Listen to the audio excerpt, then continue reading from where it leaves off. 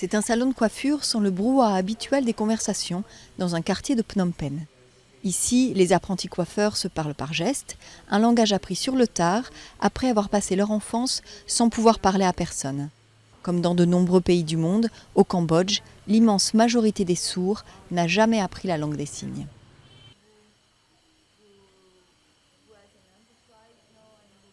Je n'avais aucun contact en dehors de ma famille. J'avais l'impression d'être en prison. Je ne pouvais rien faire, je n'avais pas d'argent, pas d'éducation.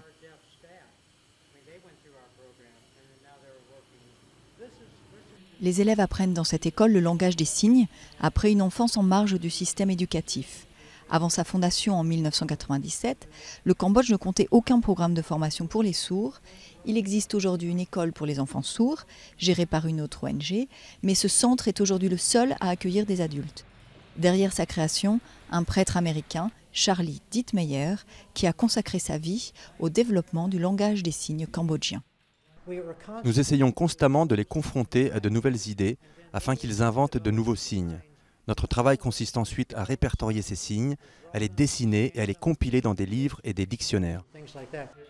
Selon les évaluations des ONG, il y aurait 50 000 sourds au Cambodge, dont seule une minorité a appris le langage des signes et bénéficié d'une formation professionnelle.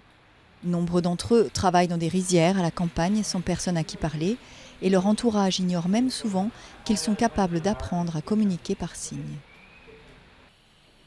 Maintenant, je peux communiquer, j'apprends des choses au centre. Les gens ne m'ignorent pas et ne me discriminent pas ici. Ce n'est pas comme à la maison ou au village. Ici, tout le monde est heureux, j'ai des amis, c'est vraiment bien. Les autres me respectent et je les respecte.